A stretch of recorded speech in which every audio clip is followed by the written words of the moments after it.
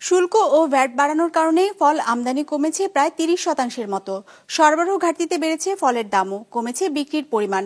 এমন অবস্থায় আপেল, আঙুর কমানোর মতো ফলের দর নিয়ন্ত্রণে আমদানি শুল্ক কমানোর দাবি জানিয়েছেন ব্যবসায়ীরা। রঞ্জিবুল মিজানের রিপোর্টে বিস্তারিত। 250-টিরও বেশি ডিজাইন অপশন নিয়ে ওয়ালটন স্মার্ট ফ্রিজ, বোঝে আপনার প্রয়োজন। আরমান হুসাইন 10 বছর ধরে ফলের ব্যবসা করেন তিনি রাজধানীর টাউন হল বাজারে। গেল 1.5 মাসে তার দোকানে বিক্রি হওয়া আপেল, আঙুরের মতো তাজা ফলে কেজি প্রতি দর বেড়েছে 50 থেকে 80 টাকার মতো, যার প্রভাবে বিক্রি নেমেছে তার অর্ধেকে। সামনের দিনে যা আরো কমে যাওয়ার শঙ্কায় এই ব্যবসায়ী। এই যে বাড়তি, কাস্টমারকে কোনো রকম বোঝানো যাচ্ছে না, যারা খাবে তারা ঠিক মতো কিনে খেতে পারতেছে না। আমরা বিক্রি করব যেখানে আমরা 2 কার্টন আনতে পারতাম যেই দাম দিয়ে, কিংবা আর একটু বাড়ায় দিয়ে, ওইখানে আমরা 1 কার্টন আনতে পারতেছি না। হিমশিম খাচ্ছি ভাই।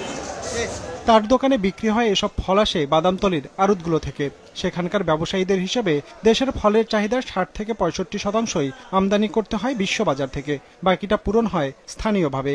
ব্যবসায়ীদের দাবি, সম্প্রতি আমদানি করা শুকনো ও টাটকা ফলের উপর সম্পূরক শুল্ক 30% থেকে বাড়িয়ে 45% করেছে এনবিআর।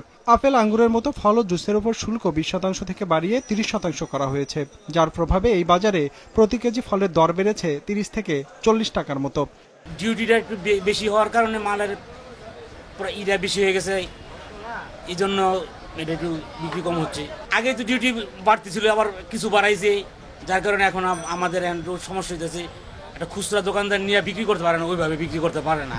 বাংলাদেশের যে ফ্রুটসের চাহিদা যেটা আছে সেটা অটোমেটিক্যালি কমে গেছে, কারণ একটা বড় অংশ তারা ক্রয় ক্ষমতার বাইরে চলে গেছে, এবং ক্রয় ক্ষমতার বাইরে চলে যাওয়ার কারণে আমাদের যে ইম্পোর্টটা, আমাদের যে আমদানি করার বিষয়টা, সেটা অবশ্যই আমাদের জায়গা থেকে আমরা কমে ফেলছি।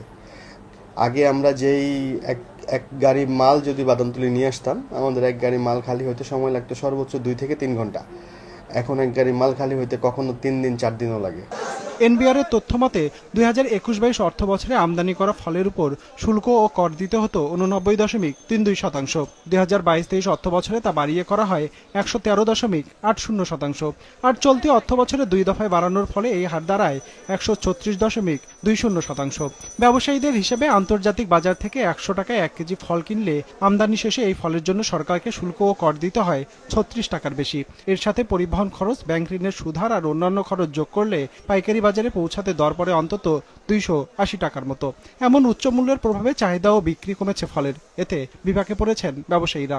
বাদামতলী গেলে দেখুন শত টাকা অকশনে সেল হচ্ছে, কারণ স্বাভাবিকভাবে এই দাম দিয়ে কেউ নিচ্ছে না। 4 দিন 5 দিন রাখার পরে ফল তো রাখা যায় না, নষ্ট হয়ে যাচ্ছে। অকশন দিয়ে সেল করতে হচ্ছে।